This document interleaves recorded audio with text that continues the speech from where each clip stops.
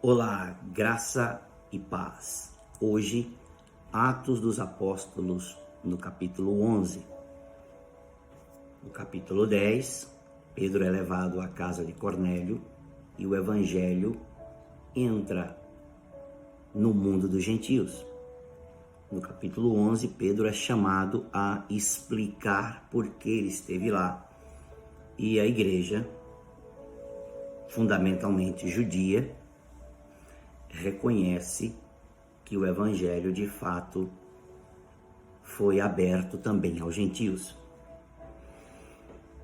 A perseguição que começa por causa da morte de Estevão tem repercussões.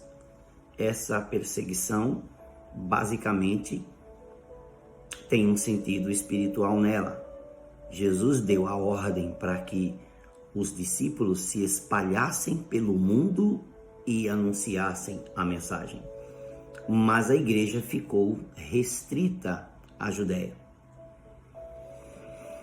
Portanto, a perseguição acaba sendo o motivador da ordem do Senhor Jesus.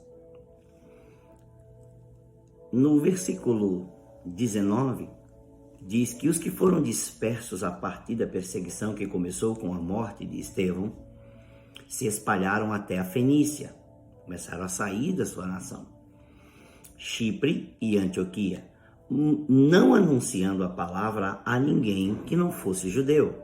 Eles ainda estavam com a mente restrita. Alguns deles, porém, que eram de Chipre e Cirene, quer dizer, com a mentalidade já mais aberta, mais grega, mais romana, mais aberta. Alguns que eram de Chipre e de Cirene e que foram até Antioquia, falavam também aos gregos, anunciando-lhe o evangelho do Senhor Jesus. O seu contato com o mundo, a sua mente estava um pouco mais livre para poder falar. A mão do Senhor estava com eles, Deus estava ali com eles. E muitos, crendo, se converteram ao Senhor. Olha que interessante. Quem são estas pessoas? Quem são esses discípulos?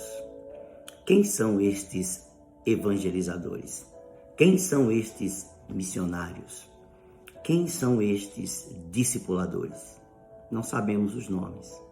Certamente, as pessoas da época sabiam porque conheciam estas pessoas, conheciam estes irmãos.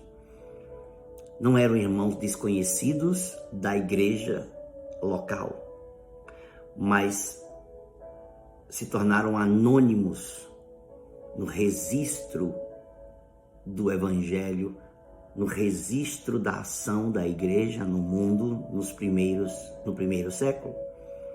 Estes são os anônimos.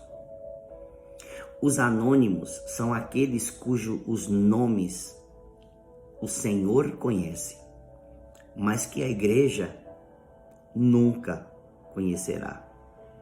Diz que os anais da história da igreja, os registros da história da igreja, os nomes destas pessoas não constarão lá como pastores, como líderes, como missionários, como evangelizadores, como discipuladores. Mas eles não estão preocupados com isso, porque a recompensa deles é eterna. Eles estavam simplesmente cumprindo a ordem do Senhor. Quem eles eram, não sabemos, nunca saberemos. Talvez na eternidade os conheçamos. Talvez, ou talvez não.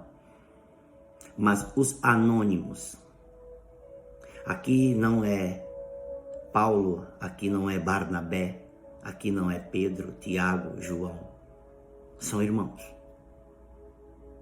Todos podem ser usados por Deus para proclamar, para pregar o evangelho, para edificar a igreja, o corpo de Cristo. Assim como num corpo humano, eu não conheço o nome de todos os ossos, eu sei que eles têm. Como eu não conheço o nome específico de cada parte interna do meu corpo, mas eu sei que há nomes para isso. O fato de eu não conhecer os nomes, para mim ser totalmente desconhecido, não significa que estas partes não sejam importantes. Sem elas, o meu corpo não funcionaria perfeitamente.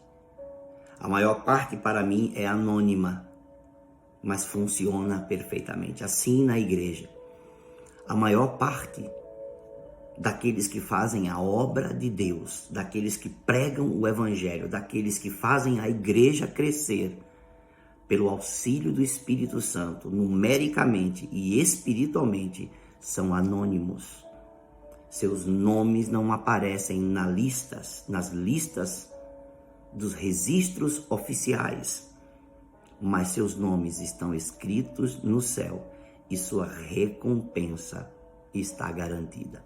Portanto, meu querido e minha querida, a sua busca não é por reconhecimento de um nome, de uma função ou de um cargo, mas a sua busca é de cumprir os mandamentos do Senhor e principalmente os 2 maiores mandamentos. O grande mandamento é o amor e a grande comissão, evangelizar e discipular todos que pudermos ao nosso redor. Deus abençoe sua vida.